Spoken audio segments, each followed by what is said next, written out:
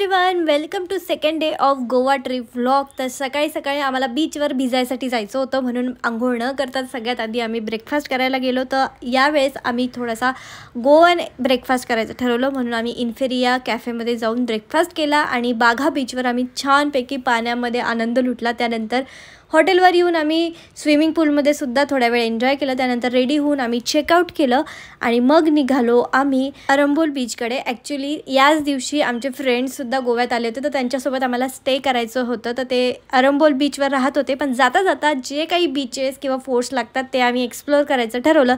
तर सगळ्यात आधी आम्ही गेलो अंजुना बीचवर। तिथे गेल्याच मी मस्तपैकी ब्रेड्स करून घेतले आणि त्यानंतर आम्ही थोड्या वेळ तिथे बीचवर आनंद लुटला। आता अंजुना बीचवर खूप मोठं फ्ली मार्केट आहे, पण ते फक्त बुधवारीच असते, त्यामुळे आम्ही तिथे शॉपिंग करू नाही शकलो। त्यानंतर आम्ही गेलो पुढच्या बीचवर, जे होतं वॅगेटर बीच। आता वॅगेटर बीचच्या शेजारीच होतं चपोरा फोर्ट, जिथे दिल चाहता है पिक्चरचं शूटिंग झालेलं होतं। आता चपोरा फोर्टवरून वॅगेटर बीचचा खूप सुंदर व्ह्यू दिसत होता। आता तिथे मस्तपैकी थोड्या वेळ आम्ही थांबलो, कारण खूप ऊन होतं म्हणून जास्त वेळ नाही थांबू शकलो।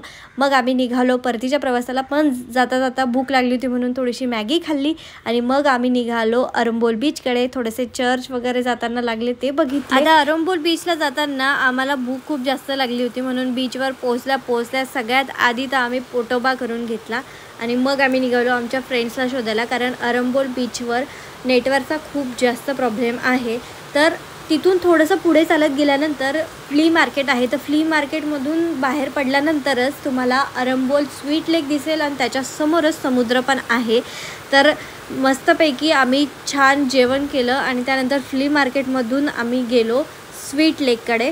स्वीट लेक बघितला आणि त्यानंतर समुद्राच्या पाण्यामध्ये आम्ही आमच्या फ्रेंड्ससोबत मस्तपैकी एन्जॉय केलं। तुम्ही त्याचे रील्ससुद्धा माझ्या चॅनलवर बघितलेच असतील। आणि छानपैकी सनसेट एन्जॉय केल्यानंतर आम्ही निघालो आमच्या परतीच्या प्रवासाकडे।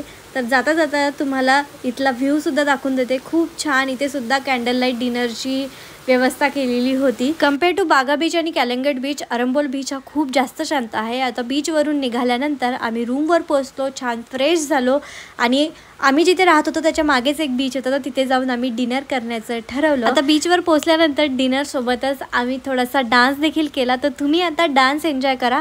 भेटूया उद्याच्या व्हिडिओमध्ये।